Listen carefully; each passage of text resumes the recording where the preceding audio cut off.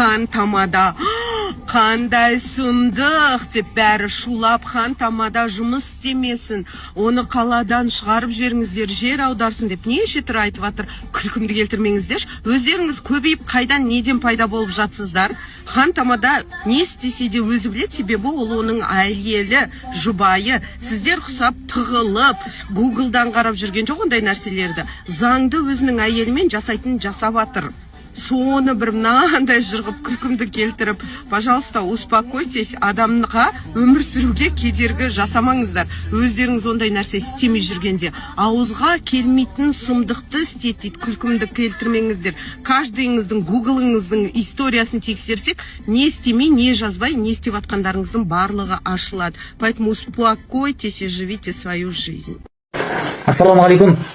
Құрметті бауырлар, қазіргі таңда Абылай хан, Әбілмансұр, Ахмет Керей хан, Тәуке хан деп айта береміз ғой. Бірақ хан деген сөздің өзін айтсақ біртүрлі боғауыз айтып қойды ма, боқтау сөз болып кетті ма деп ыңғайсызданып қалатын жағдайға жетті. Солай ма? Солай ғой. Былай қарасаң, қазақтың сөздіктерінің ішіндегі жоғары деңгейлі ұлы есімдіктердің бірі ғой. Бірақ өкінішке орай айтуға болмайды ол сөздің өзін. Қоғамда қазіргі таңда уақыт емсіз дейді, уақыт өте келе бәрі түзелер, оңалар, дұрысталар, ұмытылар. Ол сөз мәңгі бақи боғауыз болып кетпейді ғой, бірақ қазіргі таңда қозғауға болмайды. Анадай бір ағаларымыз бар, кез келген тақырып көзіне не көрінді, бір әңгімені бастап жүрсең болды. Сол әңгімеден қуалап бұрынғы өткен оқиғаларды айтатын бір әңгімешіл ағаларымыз болады, ақкөңіл. Солардың ортасында отырып, үлкен демей, кіші демей, тамада деген сөзді қозғалып кетсе бітті. Әлгі тамада демекші, маңғыстаулық дегенде тіліне тиек лақтыратын, тиек таппайсың ғой, бұны әңгімесін қандай әңгімемен қызықтырып бұза аламын деп. Жоқ. Ешқандай әңгіме бұның айтып отырған әңгімесінен қызық емес. Қазір қоғамда, қазіргі таңда ең қызықты әңгіме сол болып жатыр. Бауырымыз ойлауы мүмкін, бұл аяқтан шалу көре алмайды. Дұрыс, аяқтан шалу керек. Аяқтан шалып, аяқтан тарту керек, құлдилату керек. Себебі ол беталыс жақсы емес ол. Жақсыз бастап, ел мақтаған жігітті қыз жақтаған дейді, жақсыз бастап ел алдында мақтаулы болып жатса, енді ол енді мен қызғаныш болады ол. Мынадайларды құлату керек, шығармау керек. Мұсылманшылықта тәубесіне келген мұсылманды кешірмеуге хақымыз жоқ, бірақ бұл кешірім сұрағандық емес, бұл сол істеген әрекеттерін пайдалана отырып, өзінің пайдасына жүзеге асырып жатыр. Күн сайын жылт етіп шығады, күн сайын жылт етіп шығады, күн сайын халықтың арасында әңгіме. Қазіргі уақытта сол белден төмен әңгімелерді қозғау норма болып бара жатыр. Норма деген не екенін білесіз бе? Норма деген біздің бабаларымыздың кезінде біреу шашын жайып жолда бір әйел адам жүрсе, бір үйдің келіні, үлкендер айтатын еді: "Тиістеңдер, бармаңдар, ол ауырып жүр, есінен адасқан, қайтсын, байғұс" деп. Қазір базарда жүр ғой ондай, тойларда жүр ғой. Біреу тізесінен жоғары санның ақ жерін көрсетіп, мұрын шашып тұратын, сондай жерін көрсетіп үлкендер айтатын еді: "Бұл үйдің қызына жақындама." Бұл тәрбие көрмеген қыз. Қазір айта аламыз ба? Жоқ, болмайды. Қазір сотталасың. Зайырлы мемлекетте зайырлы деген сөзді дінге де білімсіз, саясатқа да араласа беретін бір ағаларымыз ойлауы мүмкін. Зайырлы деген сөз тек қана ислам дініне қарсы, мұсылманшылдыққа қарсы қолданатын сөздік деп. Жоқ, зайырлы мемлекет деген халқы өз қалауын істейді, өз еркі. Өзі біледі, ешкімнің шекарасына кіруге құқығы жоқ. Сондықтан да зайырлымыз деп қоғамды біз білдіріп жатырмыз, норма қалыптастырып жатырмыз. Норма. Онда тұрған несі бар дейтіндер бар, сол әңгіме қозғалса. Онда тұрған несі бар? Қателесіпті, жаңылыпты, сүрініпті, не? Табалап деп. Жоқ. Тоқтату керек. Табалап, тартып тоқтату керек. Баршаларыңызға сәлем, ханның оқырмандарына жалынды сәлем. Орал қаласына келіп, керемет қонақжайлылығын көрсетіп жатыр. Рахмет, очень приятно. Сол жиі келіп тұрайық. Той болсын, қуаныш болсын Орал қаласында. Мачты құдасынан сәлем сендерге. Ассалаумағалейкум. Ар жақтамыз, Оралдамыз. Аға досымыздың тойындамыз. Хан бауырымыз. Тойда жақсы белсенділік танытып жүр. Аман болайық, деніңіз сау болсын. Әрбір қазақты шығарып бақыт тілеймін.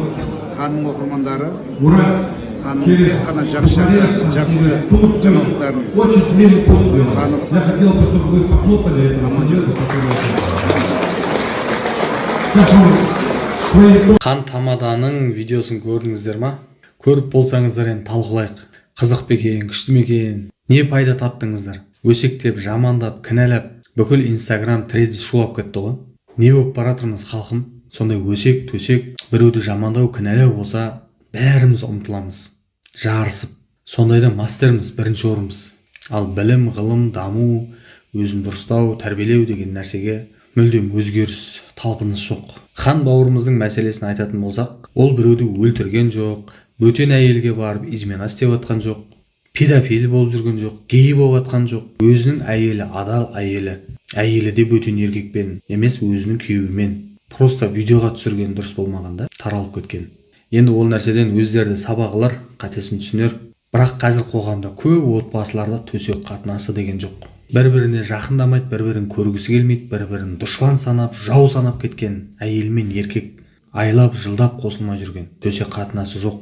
Сондай отбасылар көп қазір қоғамда. Бір-бірінен рахаттанып, ләззаттанып, махаббаттанып, бір-бірінен сондай күшті энергия алмасып, бақытты болып жатқандар өте аз.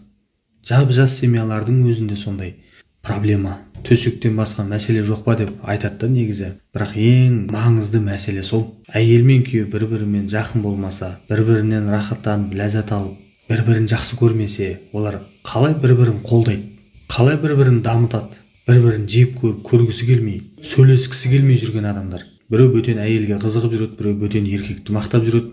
Қалай солай жұмыс жасайды, дамиды, өседі. Бір-бірімізді жақсы көрмесе, қолдамаса, төсек қатынасы да дұрыс болмаса, аяғы ауру болады, нерв болады, депрессия, бір-біріне өкпереніш, бақытсыз, өспей, дамымай, мына құлдырап жатқан негізгі мәселе осы да.